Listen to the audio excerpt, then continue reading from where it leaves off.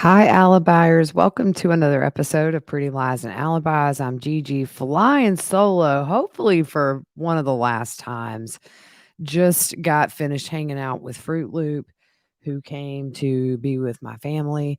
And if you guys aren't aware, I know a lot of you have kept up with my aunt.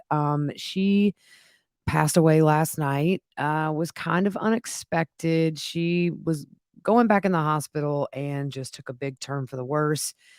We are devastated. She was more of a sister to me. She was 10 years older, only 10 years older than me. So we grew up like sisters. And it was an honor to take care of her these last 6 months. And I will miss her forever.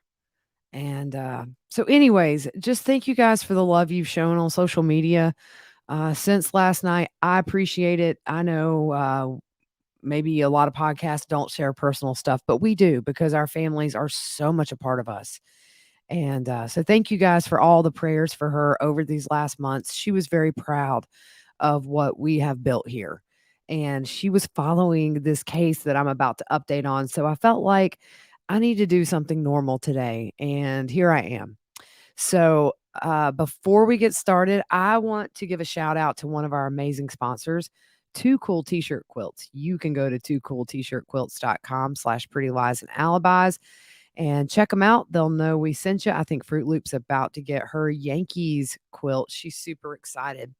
I want to say a big hello to Jana, who came through Greenville the other day before things got crazy in my life. And I was able to meet up with her very briefly. I'm going to put a picture on social media that we took. She's a listener and was coming through South Carolina. And it was so awesome to just get to say hello. Love meeting listeners. Just you guys are the best listeners out there. And we also want to give a big thank you to Sharon for the PayPal donation.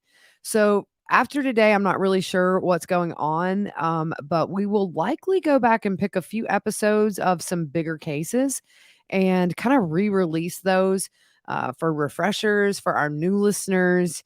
You can let me know in comments if you want Roden, the Wagner case, the Pike County Massacre, if you maybe want some older deep dives on Valo Daybell. Just let me know because I think after today, probably going to uh, not feel like doing one. I'm pretty tired, y'all, but it's okay. I always say, it's sad when we lose people, but when it hurts so much, it just meant you love so much. So it's a blessing.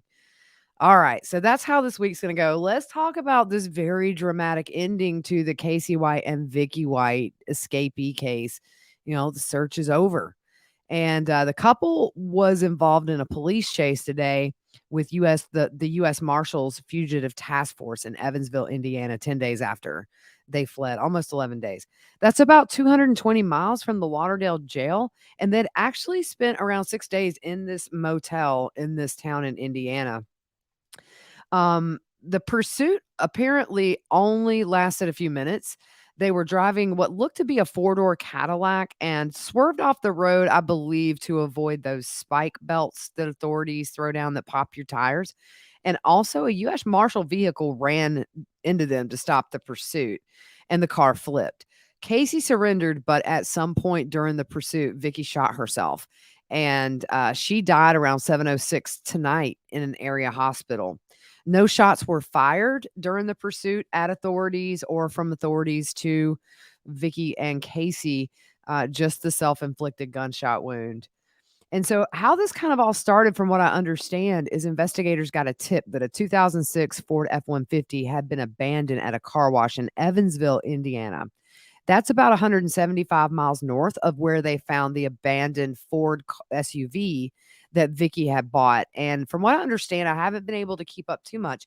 It sounds like maybe she gave a false identity when she bought this car, gave another name or something. She was going to face charges for that. Sheriff Singleton said, "You don't know who you can trust. I had every bit of trust in Vicky White. She's been an exemplary employee. What in the world," with Fruit Loop saying there, "prompted her to pull off something like this? I don't know. I don't know if we'll ever know. And now, unfortunately, we know we will not."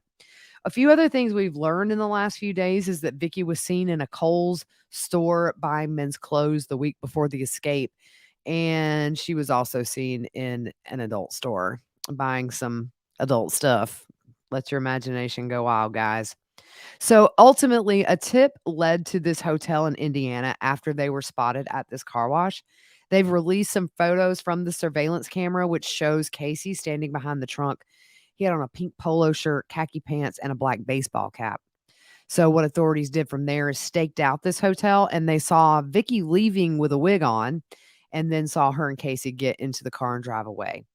What charges Vicky was facing was permitting or facilitating escape in the first degree. Authorities added new charges of forgery in the second degree and identity theft earlier today before these events unfolded.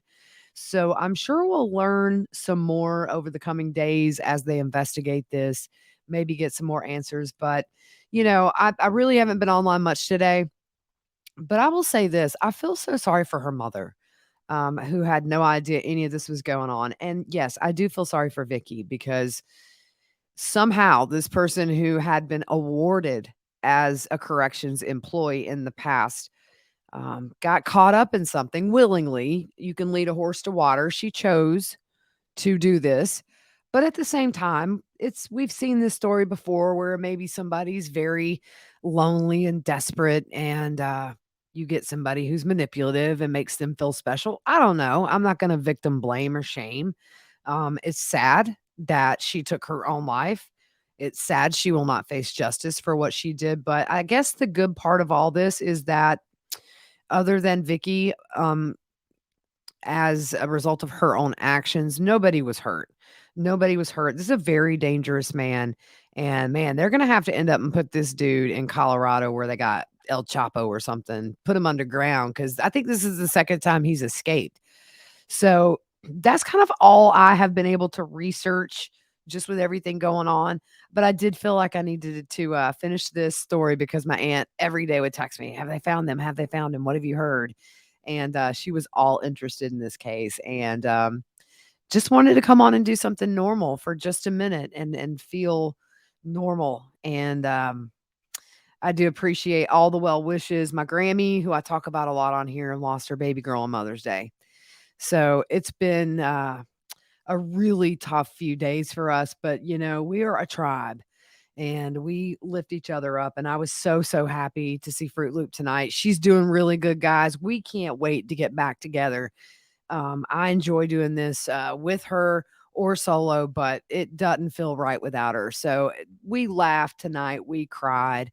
Angie loved Fruit Loop like a niece, as much as she loved me. Fruit Loop's been a part of this family for 30 years. And so she's devastated, but we will make it through and just so excited for the future of this podcast. I'm pumped, guys.